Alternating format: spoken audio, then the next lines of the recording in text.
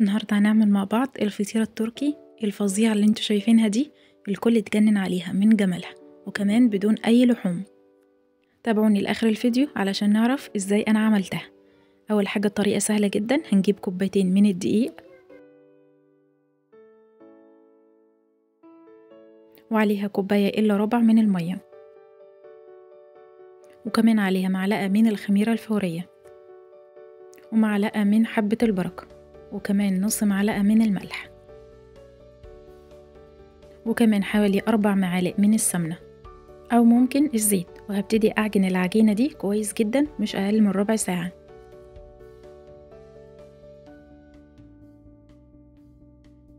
طبعا من الأفضل إن هي تكون عجينة متماسكة علشان أعرف أفردها. وهنا بعد ما عجنتها كويس جدا هسيبها تخمر مش أقل من نص ساعة في مكان يكون دافي، وهبتدي أغلفها كويس جدا. وكمان هسيبها في الفرن بتاعة البوتاجاز لأن هي أدفى مكان في الشتاء حاليا. هسيبها تخمر حوالي نص ساعة، وعلى ما تخمر هروح أحضر للخلطة بتاعتي اللي هي بدون لحوم. معايا حوالي طماطميتين متقطعين مكعبات، وكمان حبة فلفل، وكمان بصلتين متقطعين مكعبات، وكمان معايا جزرة متقطعة مكعبات. الخلطة دي رهيبة جدا بديلة للحمة المفرومة. طبعا لازم أتبلها بتوابل تغطي على طعم الخضار كأنها لحمة مفرومة. هجيب معلقة من الملح، معلقة كبيرة من السبع بهارات والبابريكا والكزبرة، وكمان معلقة من بهارات اللحمة، وكمان ممكن نضيف فلفل اسود. الخلطة دي جميلة جدا بديل اللحمة المفرومة. عايزة اقول لكم بعد ما نجهزها كأنها كده لحمة مفرومة. طبعا اول حاجة هنا هجيب معلقة كبيرة من السمنة وهبتدي اشوح فيها البصل. في ظل الأسعار والظروف اللي احنا فيها من الصعب جدا ان احنا نعمل كل أكلاتنا اللي احنا معتادين عليها باللحمة المفرومة، فاحنا مضطرين نستخدم البدائل بتاعة اللحمة المفرومة. يعني نتبل البصل كده تتبيلة جميلة جدا بالخضار. هنعمل فطيرة بالخضار جميلة جدا كأنها باللحمة وأكتر كمان من جمالها هتعشقيها. وهنا طبعا بعد ما خلاص البصل ابتدى يدبل هبتدي أضيف باقي الخضار وأقلبه شوية، وكمان هبتدي أضيف التوابل والبهارات هتخلي طعمها زي اللحمة المفرومة بالظبط. سيبها تتسبك على النار حوالي 10 دقايق. طبعا بالطريقة دي بقى أحلى خضار ممكن تدوقيه في حياتك. طبعا هنا خلاص بعد ما العجينة اللي أنا عجمتها اختمرت، سبتها حوالي نص ساعة في مكان دافي. هبتدي طبعا أفردها على شكل الفطيرة التركي اللي هم معتادين عليها.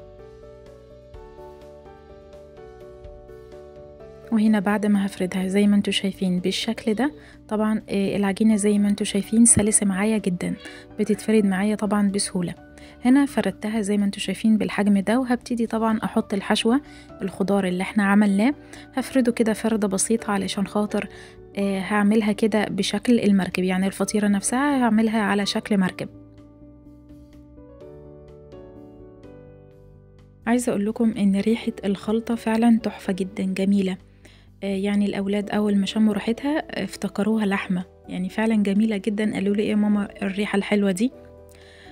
طبعا تحفة. ما عايزة أقول لكم كمان إن العجينة لما حطيت لها حبة البركة، طبعا ريحة المخبوزات بحبة البركة بتكون جميلة جدا. يعني بعد التسوية كده ادت ريحة العجينة ريحة، والخلطة كمان ريحة أجمل. عايزة أقول لكم إن هي طريقة اقتصادية جدا موفرة. طبعا في الأسعار بتاعة اللحمة المفرومة والأسعار اللي احنا فيها دي، عايزين بدايل كده زي زمان كده، نرجع أيام زمان. أيام ما كده كان الناس بتطبخ مرة واحدة كده في الأسبوع، يعني على يوم الخميس كده الطبيخ، وباقي الأسبوع بيقضوها أكلات اقتصادية.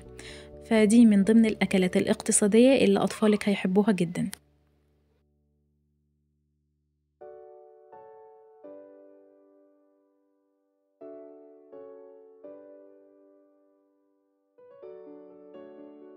هنا بعد ما لفيتها كده ولفيت الأطراف حوالين نفسها وادتني على شكل المركب. طبعا هي الفطيرة التركية شكلها كده. كمان تغيير عن الأشكال العادية اللي احنا معتادين عليها. الأطفال عايزة أقول لكم حبوا الشكل ده جدا. هنا طبعا لو في أي حاجة زيادة ممكن ناخدها، والعجينة مش هنرميها، ممكن نشكلها ونعملها على عيش، نعملها عيش الطاسة أو عيش الفرن، لأن العجينة دي جميلة جدا. كمان قلت لكم إن أنا حاطة فيها حبة البركة فادتني ريحة أجمل.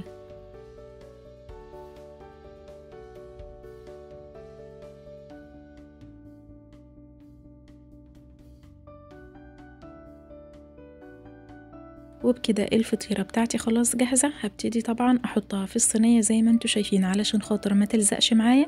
انا دايما بحب كده اضمن ان الفطيرة ما تلزقش معايا، فبدهنها اي مادة دهنية وبديها رشة دقيق كده زي الكيكة علشان اضمن ان مستحيل العجينة تلزق معايا في الصينية. طبعا ممكن انا هنا حبيت اضيف على الوش كده معلقة من الجبنة، جبنة عادية جدا، جبنة علب، فردتها كده كويس جدا علشان تديني طعم جميل. طبعا ممكن ما نستخدمهاش، لكن الأساسي اللي احنا هنضيفه هي الجبنة الموزاريلا. لازم نضيف جبنة موزاريلا على الوش كده، يعني حوالي كده قد كوباية من الجبنة الموزاريلا علشان تحمر كده من فوق وتشد معايا وتديني شكل جميل في الآخر.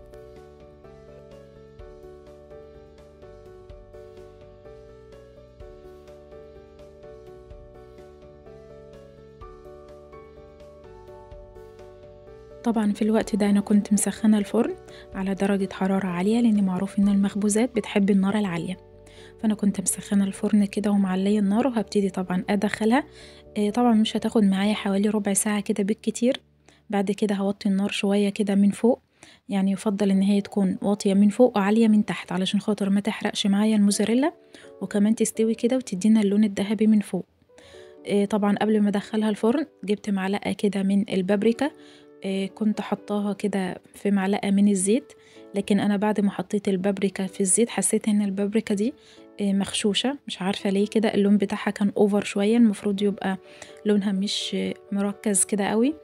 لكن طبعا مش هجيب من المحل تاني وهبتدي أغير المحل طالما هي مغشوشة. طبعا وديتها رشة كده من فوق من حبة البركة، وكمان رشة من فوق من السمسم. عايزة اقول لكم هي مش هتاخد معايا زي ما قلت لكم ربع ساعة، طلعت معايا بالشكل الرهيب ده. ريحة حبة البركة والسمسم لما دخلت الفرن مع الموزاريلا والفطيرة اللي انا عاملاها كانت رهيبة جدا. طبعا الفطيرة طرية جدا، عايزة اقول لكم فعلا ريحتها وطعمها كانوا جنان. شايفين الجمال؟ فعلا فطيرة جميلة جدا بدون استخدام اي لحوم. كانت عايزة اقول لكم كأني كده حاطة فيها نص كيلو من اللحمة من جمالها وحلاوتها.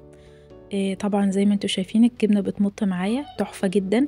نوع الجبنة هو اللي انا دايما بستخدمه موزاريلا الحمد او جبنة الحمد، سواء مبشور او موزاريلا. اتمنى ان انتوا تجربوا الفطيرة دي وتقولوا له ايه رأيكم، وكمان تجربوها علشان لو جربتوها مرة صدقوني مش هتبطلوا تعملوها من كتر ما هي تحفة وكمان اقتصادية جدا.